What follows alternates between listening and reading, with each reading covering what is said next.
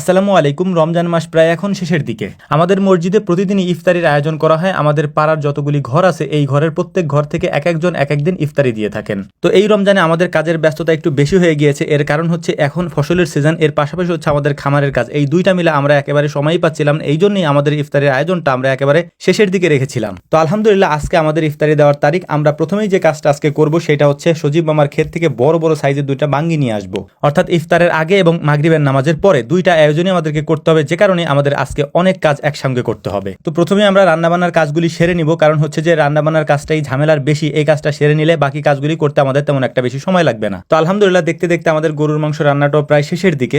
ভিডিওতে হয়তো আমাদের কাজগুলি ছোট করেই আপনাদেরকে দেখানো হয়, কিন্তু এই কাজগুলি করতে দীর্ঘ সময় আমাদেরকে ব্যয় করতে হয়। অর্থাৎ হচ্ছে এই কাজগুলি তো অল্প সময় হয়ে যায় না, দুপুর থেকে নিয়ে একেবারে সন্ধ্যা পর্যন্ত আমরা এই রান্নাবান্নার কাজ করি। তারপর আমাদের খামারের যেসব ভিডিও আপনারা দেখেন সেই কাজগুলি করতেও আমাদের অনেক বেশি সময়ের প্রয়োজন হয়। তবে আমরা খুব অল্প করে আপনাদেরকে দেখানোর চেষ্টা করি যাতে আপনারা বিরক্ত না হন। তো আলহামদুলিল্লাহ রান্নাবান্নার কাজটা আমরা প্রায় শেষের দিকে রেখে তারপর হচ্ছে বাজারে এসেছি কিছু বাজার করার জন্য। যে কাজটা আমাদের একটু ভুল হয়ে গিয়েছে, এটা আসলে সকালেই করা উচিত ছিল, কিন্তু সকালে সময় পাইনি। তো যাই হোক, সবকিছু কমপ্লিট করার পর এখন মূলত হচ্ছে যে আমরা ইফতারিগুলো দিয়ে আসবো মসজিদে। তো আলহামদুলিল্লাহ খুব সফলভাবে আমরা এটা শেষ করতে পারছি, যদিও আমাদের অনেক বেশি প্যারা নিতে হয়েছে, কারণ অল্প সময়ের মধ্যে এই আয়োজনটা আমাদেরকে করতে হয়েছে, যে কারণে অনেক বেশি প্যারা নিতে হয়েছে। আর আলহামদুলিল্লাহ তারপরে সবকিছু মেলা প্যারা কোনো বিষয় না, আল্লাহ তাআলা সফলভাবে শেষ করতে দিয়েছেন। এটার জন্য আল্লাহ তাআলার কাছে লাখ লাখ শুকরিয়া। এবং যারা হেল্প করেছিলেন, আনিস ভাই, অন্তু ভাই, এরা অনেক কষ্ট করছেন। ইমামুল ছিল সাথে, সারাদিনে ওরা কষ্ট করছেন অনেক। সবার শুকরিয়া আদায় করছি। তো আমাদের জন্য দোয়া করবেন, আমাদের খামারের জন্য বিশেষ করে আপনারা দোয়া করবেন। আল্লাহ তাআলা যেন আমাদের খামারে বারাকা দান করেন, বরকত দান করেন। আসসালামু আলাইকুম রহমতুল্লাহ।